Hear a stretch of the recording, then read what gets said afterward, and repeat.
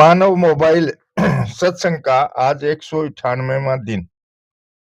आज का प्रसंग है, सांसारिक सुख ही दुखों के कारण है। संयोगजन्य सुख लेने वाला व्यक्ति अपना और संसार का दोनों का नुकसान करता है। जितने भी संयोगजन्य सुख हैं वे सब के सब दुखों के कारण हैं। ये ही संस्पर्शा भोगा दुख योने एवते। सुख भोगने वाला अपने लिए और संसार के लिए भी दुखों का कारण बनता है, यानी सबको दुख देता है, सबकी हिंसा करता है। इसलिए संसार का सुख भोग बिना हिंसा के नहीं होता। पर जो सब जगह परमात्मा को देखता है वह अपनी और दूसरे की हिंसा नहीं करता। समम पश्यन् हि सर्वत्र समवस्थितमीश्वरम न हिन सत्यात्मान नात्मानम ततो याति पराम गतिम।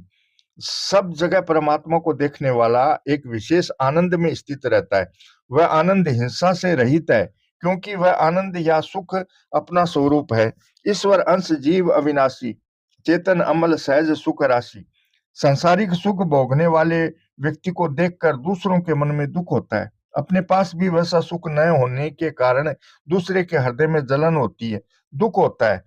अतः दूसरे के दुख का कारण बनने वाला सुख का भोगी व्यक्ति हिंसा करने वाला हुआ।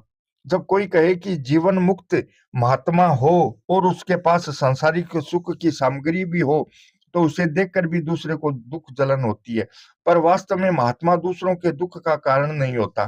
कारण यह कि जीवन मुक्त महात्मा सांसारिक सुख का भोग नहीं करता। उसकी नजर में समस्त सांसारिक सुख दुख रूप ही होते हैं।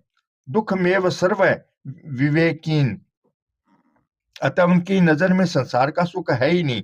वह तो अपने आप में निज सुख से सुखी रहता है। उसका सुख परमात्मा का है। जो दुखी हो रहे हैं उनका भी तो स्वरूप सुख रूप ही है, चेतन अमल सहज सुख राशि। पर वे अपने निज सुख से विमुख होकर ही दुख पा रहे हैं। यदि वे भी सांसारिक सुख से विमुख होकर अपने सुखमय स्वरूप में स्थित हो जाएं, तो दोनों ही सुखी हैं। इस सुख का बंटवारा नहीं होता। किसी महापुरुष के पास संसार के सुख और दुख आ भी जाते हैं, तो वे उसे सुख या दुख नहीं दे सकते। वह तो समुद्र की भांति शांत और पूर्ण रहता है। अपूर्यमाण मचल चल प्रतिष्ठम समुद्र मापै प्रविशन्ति यद्वत तद्वत कामा यह प्रविशन्ति सर्वे स शांति मापनोति न काम कामी। जैसे सब जगह जल आकर समुद्र में मिलते हैं, तो भी समुद्र अपनी मर्यादा में स्थित रहता है। ऐसे ही संसार के सब सुख आने पर भी जीवन मुक्त महापुरुष अपनी मर्यादा में स्थित रहते